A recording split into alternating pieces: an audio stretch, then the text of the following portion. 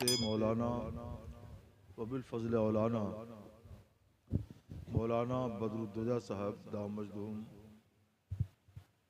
और दिगर उलमाए किराम उर्रा व हुफ़ाज़ व शुरा और जुमला हाज़िन बज़्म, अस्सलामु अलैकुम व रहमतुल्लाहि व बरकातुहू। नहमदुहु व नसल्ली अला रसूलिल करीम, अम्मा बाद। क़ाल रसूलुल्लाह सल्लल्लाहु अलैहि वसल्लम इन्नहु जिब्राईल अताकुम युअल्लिमुकुम दीनकुम। सदक़ रसूलुल्लाह सल्लल्लाहु अलैहि वसल्लम। आप हजरात एक बार बुलंद आवाज़ से दरूद पाक का हदिया पेश करें। अल्लाहुम्मा सल्लि अला सय्यिदिना मौलाना।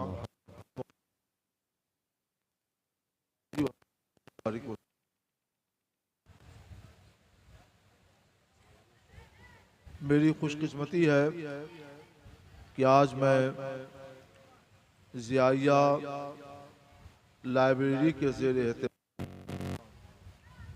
जश्न ईद मिलादुन नबी सल्लल्लाहु अलैहि वसल्लम में हाज़िरी की सआदत हासिल कर रहा हूँ। लाइब्रेरियों की बड़ी अहमियत है। ये लाइब्रेरियाँ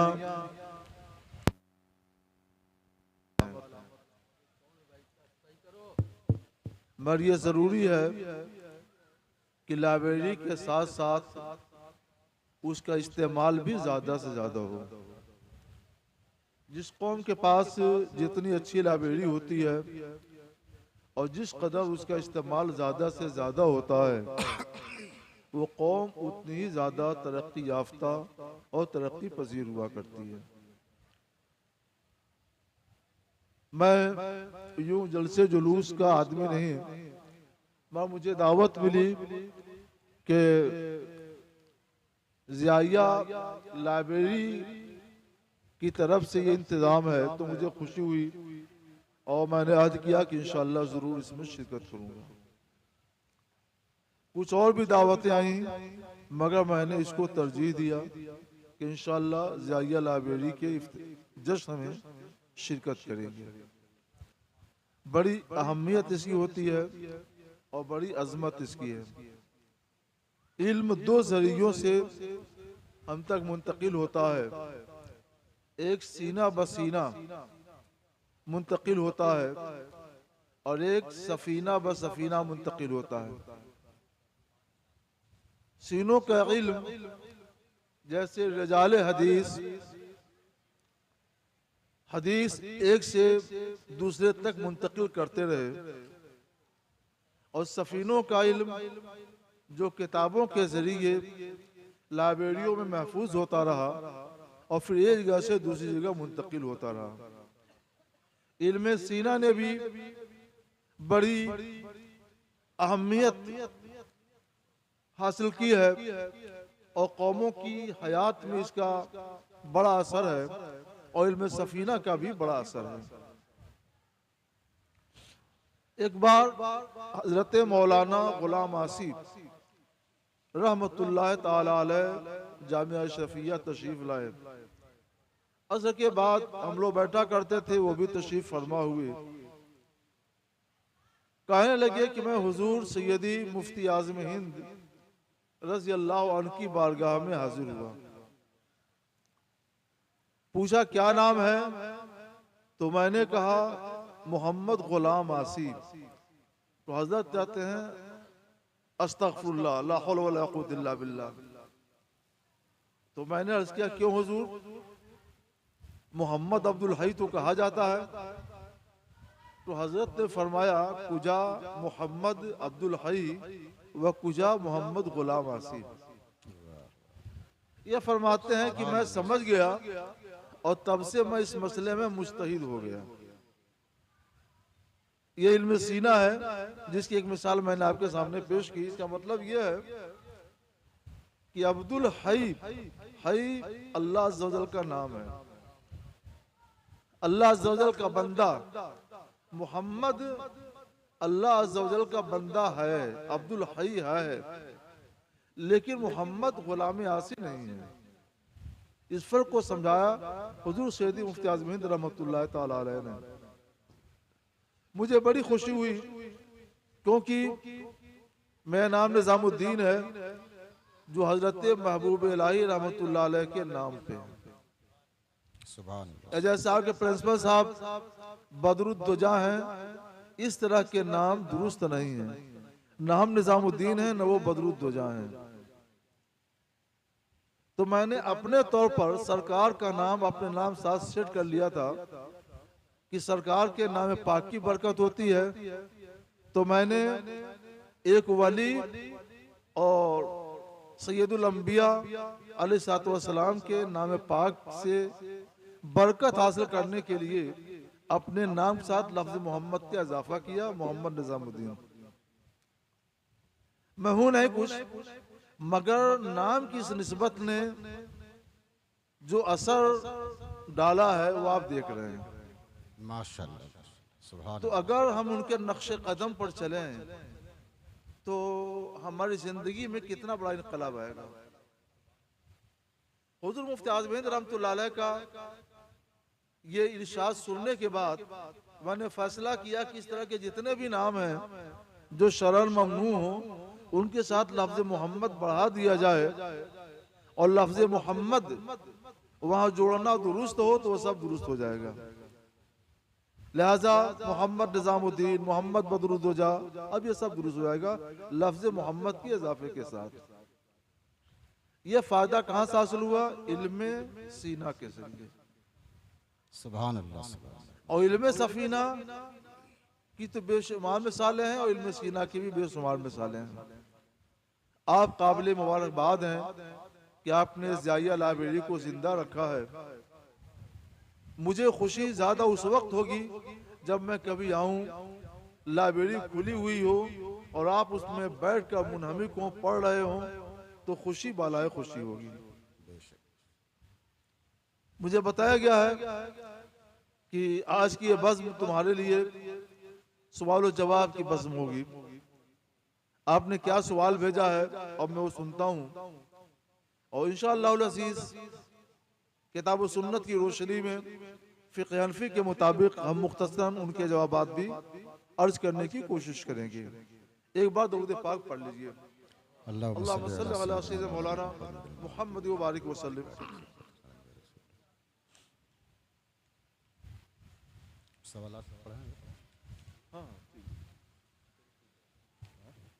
अस्सलामु अलैकुम रहमतुल्लाहि ताला व बरकातुहू। मुरत्तबीन ने चंद सवालात मुरत्तब किए हैं और मुझे पढ़ने का हुक्म दिया है। बितरतीब मैं वो सवालात पढ़ रहा हूँ और इल्म फ़ज़्ल के जबल शामिख मुहक़्क़िक़ मसाइल जदीदा हज़रत अल्लामा अलहाज मुफ्ती मोहम्मद निज़ामुद्दीन साहब मद्दज़िल्लुहुल आली शेखुल हदीस जामिया शफ़िया मुबारकपुर उसके जवाबात देंगे। आप तवज्जो से समात फरमाएं। सवाल नंबर 1, वतन असली किसे कहते हैं? क्या वतन असली मुतअद्दिद हो सकता है? ये पहला सवाल है। माँ बाप का, बाप दादा माँ बाप का रिहायशी मकाम जहाँ आपकी पैदाइश हुई और वहाँ आपकी बूदोबाश है, रहते हैं, वो आपका वतन असली है। जहाँ आपकी पैदाइश हुई वहाँ आप रहते हैं, माँ बाप दादा परदादा वहाँ रहते थे, तो वो जगह आपके लिए वतन असली है। आप दुनिया भर का सफ़र करें, जहाँ जाएंगे नमाज कसर करेंगे। 4 रकात वाली नमाज 2 रकात, 3 रकात 3 ही पढ़ेंगे, 2 रकात 2 ही पढ़ेंगे और 4 रकात वाली नमाज 2 रकात पढ़ेंगे। लेकिन घूमते घामते जब कभी भी आप बेदारी में या सोते हुए अपने वतन असली से गुजरेंगे या अपने वतन असली में आएंगे तो वतन असली के हुदूद में आते ही आप मुकीम हो जाएंगे और फिर आप पर फर्ज होगा 4 रकात वाली नमाज 4 रकात पढ़ेंगे। ये वतन असली है। वतन असली का एक मिसदाक और फिक़्ह की किताबों में मिलता है। किसी शख्स ने कहीं किसी आबादी में, शहर में किसी औरत से शादी की, औरत उसके बच्चे वहीं रहते हैं, तो ये कहीं भी रहे, जब ये वहां जाएगा जहां उसकी बीवी रहती है, बच्चे रहते हैं, तो उस शहर के, उस आबादी के हुदूद में पहुंचते ही ये फिर मुकीम हो जाएगा। तो वो जगह भी उसके लिए वतन असली है। इसका भी हुक्म वही है जो वतन असली का है। तो पता चला कि वतन असली मुतअद्दिद हो सकता है, 2 हो सकता है। वतन का एक इतलाक और है वतन असली का। बहुत से लोग जो कहीं बाहर मुलाजमत वगैरह से रहते हैं, वहीं रहे, उनके बाल बच्चे वहीं पैदा हुए, बढ़े, तालीम हासिल की, वहीं घर बना दिया और फैसला कर लिया कि अब यहाँ रहेंगे, इसको छोड़कर जाएंगे नहीं। पक्का फैसला, पक्की नीयत कर ली, तो फिर वो जगह भी उसके लिए वतन असली है। मैं पहले जब कहीं से दौरे के बाद मुबारकपुर आता, 2 दिन 4 दिन 10 12 दिन भी रहता तो नमाज कसर करता था। जहमत होती थी, कभी नमाज पढ़ाना हो तो लोग कहते थे वाह मुफ्ती साहब, रहते हैं यहाँ और फिर भी नमाज कसर करते हैं। मैंने वहाँ थोड़ी सी ज़मीन लेकर एक मकान बना लिया और मैंने मुस्तकिल फैसला कर लिया कि अब यहीं रहना है। वह मेरी पैदाइश नहीं है, वहां मैंने शादी नहीं की है। ये एक तीसरी जगह है जहां रहने के लिए मैंने मुस्तकिल फैसला कर लिया कि यहाँ रहना है, जाना नहीं है, तो वो भी वतन असली है। तो फिक़्ह की किताबों में जिस जगह पर वतन असली का इतलाक मिलता है, वो कुल ये 3 इतलाक़ात हैं। इससे मालूम हुआ कि वतन असली मुतअद्दिद हो सकते हैं, 1 2 3। इन तीनों वतनों का हुक्म यही है कि बाहर से जब कभी वहाँ पहुँचेंगे तो वहाँ पहुँचते ही मुकीम हो जाएंगे और 4 रकात वाली नमाज 4 रकात पढ़नी फ़र्ज हो जाएगी। इसको याद रखिएगा। बहुत कुछ तजर्बे के बाद ये सब बातें यकजा हासिल हो पाती हैं। सवाल नंबर 2। आजकल बुज़ुर्गों के आरास में बहुत सी खुराफात दर आई हैं। ये बताएं कि उर्स शरअन कैसा होना चाहिए।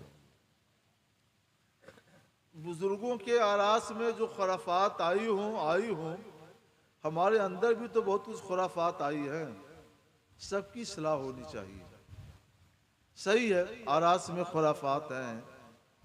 बेहिजाब औरतों का जाना, मेले की शक्ल बनाना और दूसरी और भी चीज़ें जो शरई मुनकरात से हैं, शरअन नाजायज़ हैं, ये न वहाँ जायज़ हैं न कहीं और जायज़ हैं।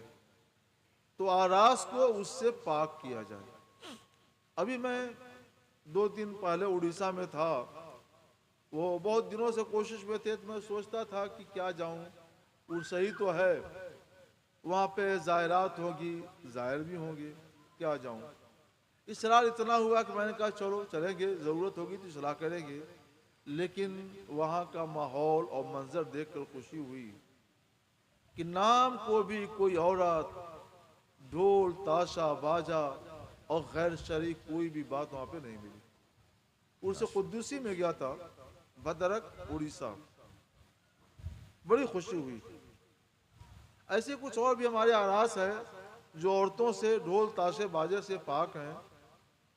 हुजूर हाफ़िज़ मिल्लत रज़ी अल्लाह ताला का उर्स अल्हम्दुलिल्लाह ऐसे ही शरई तरीक़े पर अंजाम दिया जाता है। अजान होने के साथ ही तमाम दुकानें बंद कर दी जाती हैं, पर्दा लगा दिया जाता है। सबको एक घर में जाना है, वो घर खाने खुदा है, मस्जिद। नमाज अदा करने के बाद फिर सब आते हैं। इस तरह से कुछ उर्स ऐसे हैं जो हमारे लिए नमूना है। तो ऐसे ही आरास मुनक़िद करना चाहिए। उसका मतलब ये होता है कि कुरान ख़वानी करके बुज़ुर्ग के नाम से इसाले सवाब करें, उस सिलसिले के बुज़ुर्गों के नाम से इसाले सवाब करें। अल्लाह तौफ़ीक़ दे तो अपनी हैसियत के मुताबिक कुछ खाना पकाएं, मेहमानों को ज़ायरीन को खिला करके उसका इसाले सवाब कर दें। उनके साथ अखलाक से, मीठी बात से, मोहब्बत से पेश आएँ और कुछ उनकी सीरत और उनके इल्मी कारनामे और उनके अखलाक व आदात करीमाना बयान करें, ताकि लोग उनको अपने लिए नमूने हयात बनाएं। ये है असल में उर्स। लेकिन लोगों ने इसको क्या से क्या कर दिया। हमारे अंदर क्या खराबी है, वो काम तो हम ही लोग करते हैं ना, जो खराबियां पैदा हो रही हैं। तो अपने घर की औरतों को, बच्चियों को रोकिए, गैर शरई कामों से उनको बचाइए। एक जगह मैं यही बयान कर रहा था तो औरतों का पर्चा आ गया कि वाह साहब वाह, मर्द तो उनको इजाज़त है कि बुजुर्गों की, औलियों की बारगाह में जाए, खूब फैज़ उठाएं, औरतें कब फैज़ उठाएंगी। तो मैंने कहा तुम अपने घर में रहो, अल्लाह के खौफ की वजह से अपने घर में रहो कि अल्लाह का हुक्म है, लिहाजा हम बाहर नहीं जाएंगे। और घर में रहकर उर्स के दिन कुछ पकाकर फातिहा कर दो, कुछ तिलावत करके फातिहा कर दो, तो तुमको घर में रहकर ही उस वली का वो फैज़ मिलेगा जो तुम्हारे मर्दों को, शौहर को वहाँ पहुँच करके फैज़ हासिल होता है। फैज़ से तुम महरूम नहीं हो सकती हो, बस शर्त यह है कि अल्लाह के खौफ की वजह से, इत्तिबा शरीयत के लिए तुम ऐसा करो। इसके साथ हम एक बात और अर्ज कर दें कि इस पर, इसके जवाब में कोई कलाम नहीं है, इस पर हम लोगों ने बहुत कुछ रोशनी डाली। उसका तकाजा ये हुआ, असर ये हुआ कि हम लोग दरगाहों से तो जुड़ गए, दरसगाहों से अलग हो गए। दरसगाहें दरअसल हमारी जिंदगी हैं, कौमों की हयात, कौमों का उरूज, कौमों का इर्तिका दरसगाहों के जरिए होता है। सुभान अल्लाह। वलियों की बारगाह और उनकी दरगाह पर हाजिरी से ईमान की हिफाजत होती है, फैज़ मिलता है, बरकत मिलती है। तो उनकी दरगाह से जुड़ें, मगर दरसगाह को बहुत मजबूती के साथ आगे बढ़ाने की कोशिश करें। ये दरसगाहें जिस कदर तरक्की करेंगी वैसे ही आप तरक्की करेंगे। दरसगाहें जिंदा हैं तो आप जिंदा हैं, दरसगाहों का मियार ऊंचा है तो आपका मियार ज़िंदगी ऊंचा है। तो दरसगाहों के साथ साथ आप दरसगाहों पर भी तवज्जो दीजिए और अपने चंदों के ज़रिए, अपने ताउन के ज़रिए उनको ज़्यादा से ज़्यादा आगे बढ़ाने की कोशिश कीजिए। माशाअल्लाह। जवाबात आप कमाल तवज्जो से समात फरमाते रहें और ज़हन नशीन भी करते जाएं। सवाल नंबर 3, शादी से पहले लड़के और लड़की का मोबाइल से बात करना कैसा है? कभी खुद घर वाले भी लड़के और लड़की का फ़ोन नंबर लेकर उनको बात करने के लिए दे देते हैं। ऐसे लोगों पर शरअन क्या हुक्म आयद होता है? मुझे खुशी है कि आपके दिल में खौफ खुदा है और आप इस तरह का सवाल कर रहे हैं। मैं एक मर्तबा अपने मुल्क से बाहर दूसरे मुल्क में गया तो मालूम हुआ कि जब मगनी हो जाती है तो इतवार के रोज़ लड़के और लड़की को फ्री कर दिया जाता है। सुबह में निकल जाते हैं, रात में कभी आते हैं, फिर क्या होता है खुदा जाने। मैंने एक मरकज़ी प्रोग्राम में 10 मिनट उस पर तक़रीर कर दी तो एक बड़े मियाँ आए, कहने लगे किनारे, मौलाना तक़रीर तो आपने बहुत अच्छी की मगर अच्छी नहीं लगी। तो ये तासुर था। ऐसे माहौल में अगर आप इस तरह का सवाल करते हैं तो ये हमारे लिए बाइस मुसर्रत है, दिल की खुशी का बाइस है। देखिए,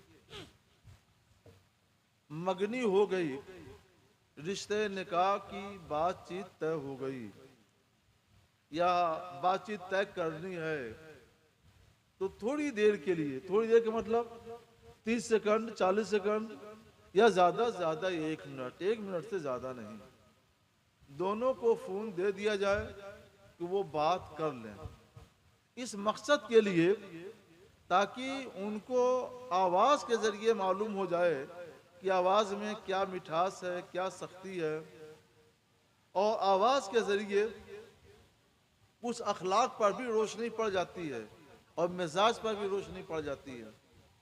तो अखलाक, मिजाज, जबान की नरमी, सख्ती और मिठास और तुरशी समझने के लिए अगर वो 10-20 सेकंड, 40-50 सेकंड बात कर लेते हैं और मुनासिब अंदाज की बात, शहवानी बातें नहीं, तो ये जायज़ हुआ, दुरुस्त है। शरीयत ताहिरा ने होने वाले शौहर को एक नज़र देखने की भी इजाज़त दी है, वो इसी मकसद के लिए कि उनको साथ में रहना है। एक नज़र देख लेंगे, रिश्ता पसंद आ गया तो ज़िंदगी भर का ये रिश्ता होता है, तो देख लेना चाहिए ताकि आगे चल करके कोई बदमज़गी न पैदा हो और दारुफ्ता का चक्कर न लगाना पड़े उनको।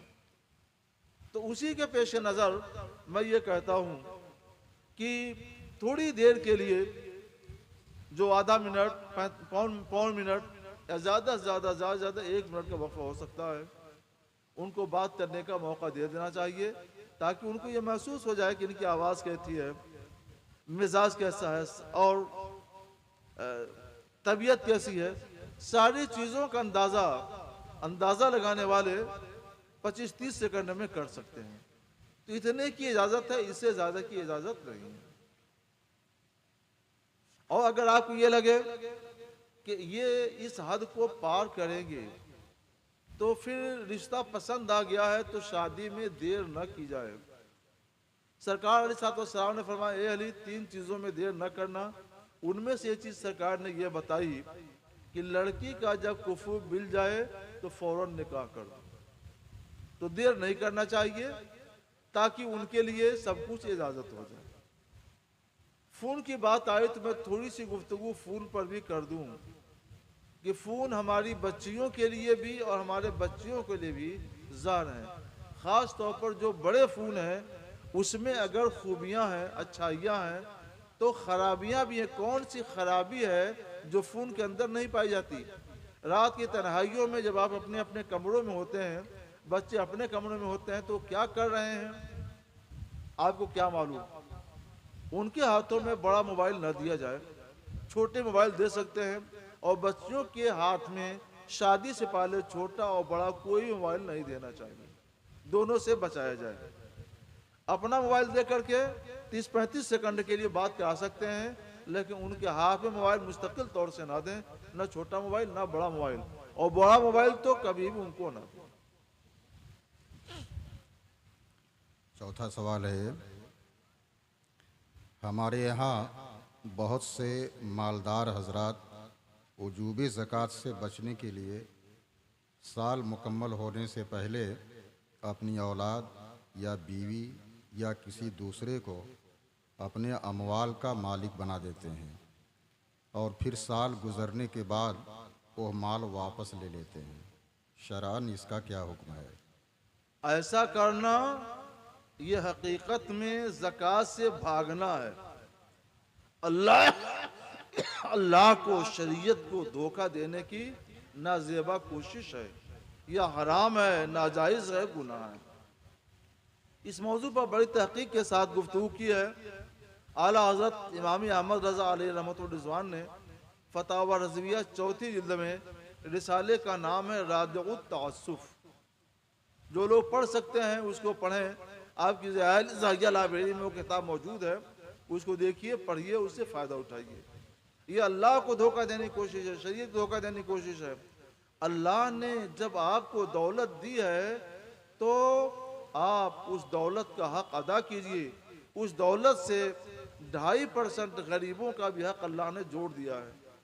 2.5% तो है ना, 100% में 97.5% अल्लाह ने आपके लिए छोड़ दिया है। 2.5% गरीबों के लिए, फ़कीरों और मोहताजों के लिए छोड़ा है। अगर आपने वो भी ये बेजा हीले के ज़रिए अपने लिए बचा लिया तो उन गरीबों का, उन फ़कीरों मोहताजों कौन होगा। और आज तो उसी पर मदरसों की बुनियाद खड़ी की गई है। इन मदरसों का कौन कौन देखेगा, मदरसों की मदद कैसे होगी। हरगिज़ हरगिज़ ऐसा न किया जाए, ये नाजायज़ है, इससे बचा जाए। जो हो चुका उससे तौबा करें और अल्लाह तौफीक दे तो सारी ज़कात अदा करें। ज़कात अदा करने से माल घटता नहीं है, कहने को घटता है, लेकिन अल्लाह का फजल होता है, इतना बढ़ जाता है, इतनी बरकत अल्लाह ताला दे देता है कि आपको समझ ही में नहीं आएगा कि बरकत कहाँ से आई। अभी कोई 1.5 साल पहले की बात है, मेरी कोई मुलाजमत नहीं है, एक जगह के एक मकतब के मौलवी साहब ने फ़ोन किया, क्या बात है, नो हज़रत लड़की की शादी है और 20,000 की कमी पड़ रही है, आप दे देते तो अच्छा था। तो मैंने सोचा कि शायद ने कुछ सोच करके कहा है। मैं कहा ठीक है, मैं दे देता हूँ। मैंने दे दिया। तो बच्चों ने पूछा सब दे दिया, आपने कहा सब दे दिया, अल्लाह ताला के लिए दे दिया है और हम उसका शुक्र अदा करते हैं कि उसने हमको इसकी तौफीक अता फरमाई। सुभान। वो फरमाता है लइन शकरतुम लाज़ीदन्नकुम, मेरा शुक्र करोगे तो मैं तुमको ज़्यादा दूंगा। तो मैं बच्चों को हिदायत करता हूँ कि जब कमी हो तो तुम ज़्यादा शुक्र करो, क्योंकि जब कमी है तब ज़्यादा की ज़रूरत है। शुक्र ज़्यादा करोगे तो अल्लाह तुमको ज़्यादा देगा। एक ऐसे इलाके से, यूँ तो मेरे पास दावतें में नहीं, यूँ भी कहाँ दावतें आती हैं, लेकिन एक ऐसे इलाके से दावत आई जिस इलाके से कभी मैं मुतारफ भी नहीं था, और इसरार पर इसरार, और मैं इनकार करने से थक गया, आखिरकार जाना पड़ा। तो अलग से जो नजराने मिले वो अलग हैं। सिर्फ दाई ने 25,000 रुपये दिए तो मैंने अल्लाह का शुक्र अदा किया कि मैंने 20,000 दिया और अल्लाह ने फौरन हमको 25,000 दे दिया, उसके अलावा भी दे दिया। और इंशाअल्लाह क़यामत में अल्लाह जो इसका अजर देगा वो इससे बहुत ज़्यादा। सुभान अल्लाह। तो देने से घटता नहीं है, अल्लाह कहाँ से बढ़ा देगा आपको उसका अंदाज़ा नहीं होगा। कहाँ से हवा चल जाएगी, हवा बरकत, आपको महसूस नहीं होगा। इसलिए ये हीला बंद कीजिए, ये हराम है, गुनाह है। मदरसों की दिल खोल कर मदद कीजिए, फ़कीरों मोहताजों की मदद कीजिए, आपके आस पास में आपके रिश्तेदारों में कोई गरीब है, मोहताज है, उसकी मदद कीजिए। और यही नहीं, कुछ जो आपका अपना माल है, 97.5% तो आपका अपना है ना, आपका अपना, उस माल से उन तालिब इल्मों की मदद कीजिए जो 97.5% आपके पास है, जो तालिब इल्म आला तालीम हासिल करना चाहते हैं, और उनको आला तालीम दिला करके उनको आगे बढ़ाने की कोशिश कीजिए। हमारे जो बच्चे सिविल सर्विसेज में जाना चाहते हैं उनकी मदद कीजिए, दूसरी आला तालीम हासिल करना चाहते हैं पता लगाते रहिए, उनको दीजिए। बीमारों की मदद कीजिए, गरीबों की मदद कीजिए, बेवाओं की, यतीमों की मदद कीजिए। कौन करेगा अगर आप नहीं करेंगे? आपके बच्चे, आपकी बेवाएं, आपकी यतीम, आपकी बीमार दूसरों के सामने हाथ फैलाएं, क्या इससे आपके ज़मीर को मलामत नहीं होती है? इससे बचिए, ये गुनाह का काम छोड़ दीजिए। मदद कीजिए गरीबों की, और मदद कीजिए उन तालिब इल्मों की जो आला तालीम हासिल करना चाहते हैं और लंबी फीस होने की वजह से अपने तरके तालीम करने पर मजबूर हो जाते हैं। ये काम आपको 97.5% से करना चाहिए, और 2.5% जो है इससे मदरसों को दीजिए और गरीबों, फ़कीरों, मोहताजों को दीजिए। और वो दरवाज़ा बंद कीजिए जो खोल रखा है, हराम है, गुनाह है, तौबा कीजिए और उसकी भरपाई भी कीजिए। 5वां सवाल है, एक जाहिल पीर और उसके मुरीदीन व मुतल्लिकीन ये कहते हैं कि पहले दिल साफ़ करो फिर रोज़ा नमाज करो। उनमें बहुत से लोग रोज़ा नमाज का इनकार भी कर देते हैं।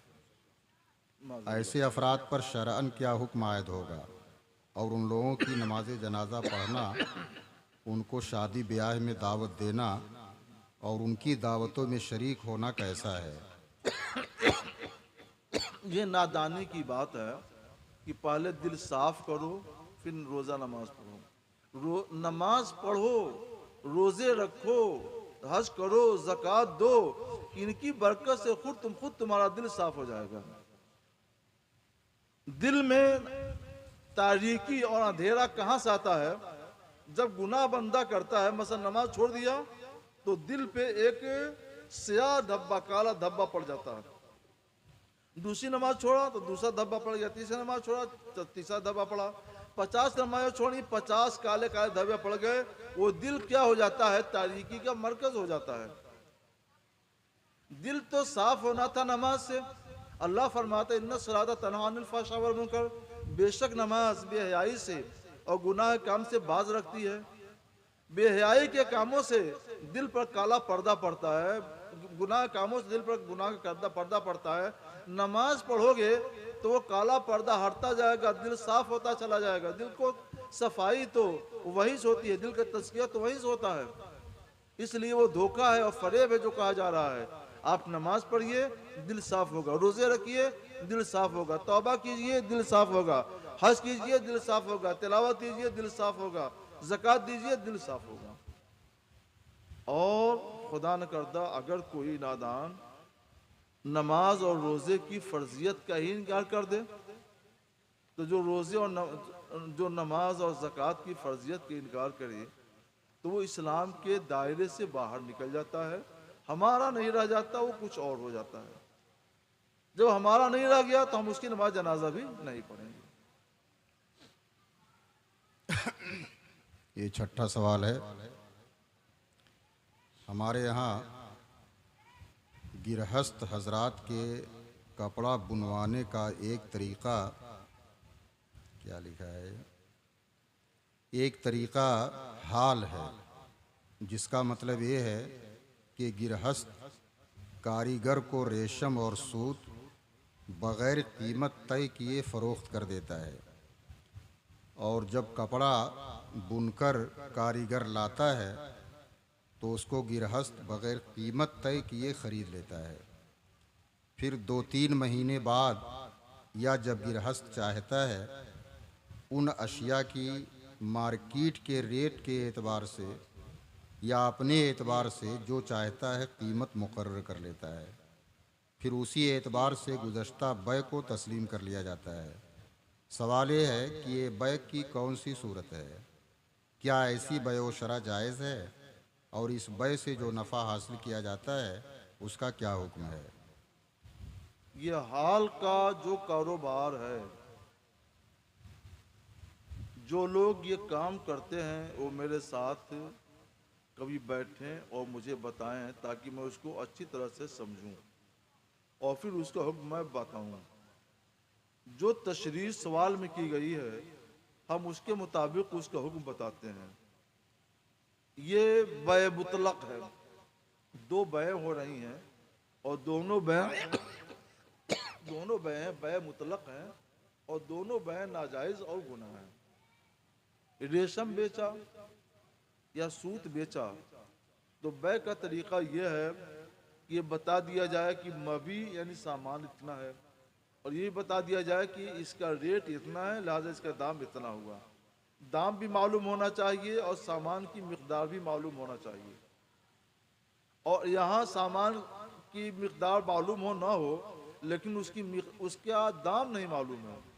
जब दाम मजहूल होता है तो बै नाजायज़ और फासिद कहलाती है। एक नाजायज़ काम ये हुआ, जब वो साड़ी या कपड़ा बुन करके लाता है और बेचता है तो उस वक्त भी दाम तय नहीं होता है।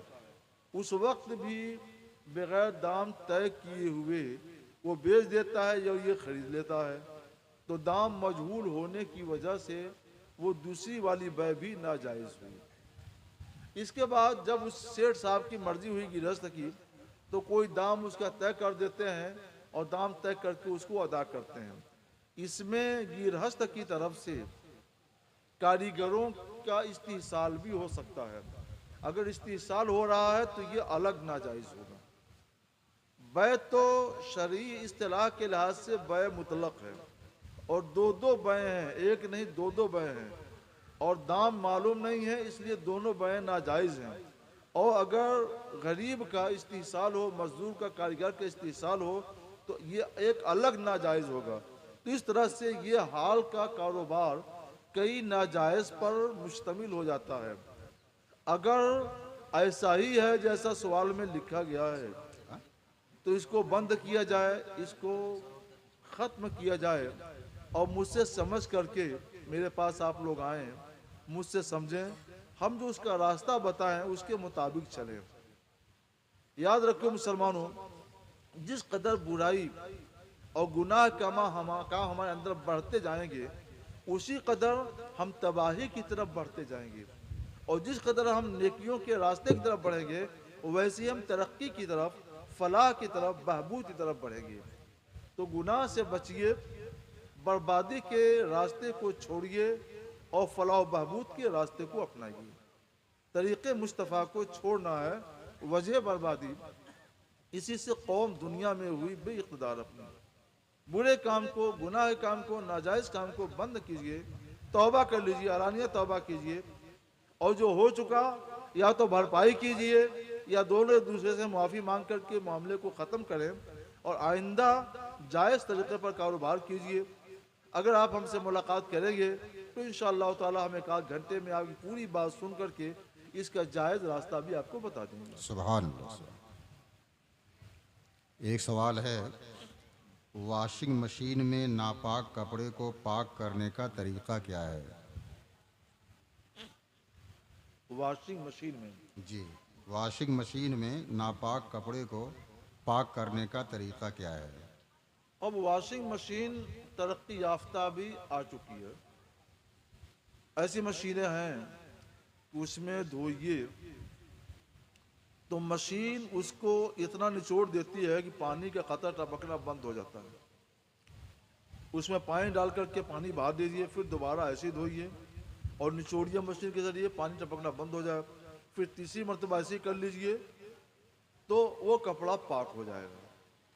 असल तो ये है कि पहले कपड़े को पाक कर ले अपने हाथ से, पाक करने के बाद उसको मशीन के हवाले करें। लेकिन अगर आप ये जदीद तरक्की याफ्ता मशीन के ज़रिए आप पाक करना चाहते हैं, तो पाक करने का तरीक़ा यही है कि 3 मरतबा उसको यूँ धुलें कि पानी निचुड़ करके बह जाए और एक कतरा पानी भी उसमें से न टपके। फिर कपड़े को निकाल कर उसमें पानी डालकर बहा दें और फिर उसमें कपड़ा डालें। दोबारा ऐसा करें, फिर दोबारा ऐसा करें, तो वो कपड़ा पाक हो जाएगा। सवालात और भी थे लेकिन वक्त ज़्यादा हो रहा है, इसलिए अब इन्हीं पर इख्तिसार किया जा रहा है। माशाअल्लाह आप लोगों ने बहुत गौर से और बहुत तवज्जो से सुना। थोड़ी बात हो और दिमाग के कंप्यूटर में महफूज रहे, ये अच्छा है। इससे कि आप बहुत कुछ सुने और ये कंप्यूटर सबको भुला दे, सब ज़ाया हो जाए। इन बातों को याद रखिए, शरीयत की पैरवी कीजिए, अपने सीने को इश्क मुस्तफ़ा से बचाइए। आला तआला रहमतुल रिज़वान ने हमारे लिए इश्क मुस्तफ़ा को पहचान बना दिया है। मुझे याद आता है कि एक मरतबा मैं मुस्लिम यूनिवर्सिटी अलीगढ़ के कनेडी हॉल में खिताब के लिए मौजूद था। 5 खतीब थे, मैं 5वां था। मुझसे पहले चारों का ऐलान होता रहा, अनाउंसर एक ही था और 3-3, 4-4, 5-5 अलकाब उनके बयान होते थे, ये है, वो है, वो है। जब मेरी बारी आई 5वें नंबर पर, तो न कोई लक़ब न कोई नाम, मैं नाम भी नहीं लिया, बस इतना कहा, अब मैं एक ऐसे शख्स को मदऊ करने जा रहा हूँ जिसकी जमात का नारा है, जान है इश्क़ मुस्तफ़ा, रोज़ फजू करे खुदा, जिसको हो दर्द का मज़ा नाज़े दवा उठाए कौन। न नाम न काम, लेकिन मेरे अलावा कोई उठ भी नहीं सकता था, तो मैंने खड़े होकर 45 मिनट तक़रीर की। तो जब हमारे लिए इश्क़ मुस्तफ़ा पहचान है, तो हम अपने सीने को इश्क़ मुस्तफ़ा से बसाएं और सरकार की जो हिदायतें हैं उसके मुताबिक अपनी और अपने बाल बच्चों की ज़िंदगी गुजारने की कोशिश करें। वमा अलैना इल्लल बलाग। अस्सलामु अलैकुम व रहमतुल्लाहि व बरकातुहू।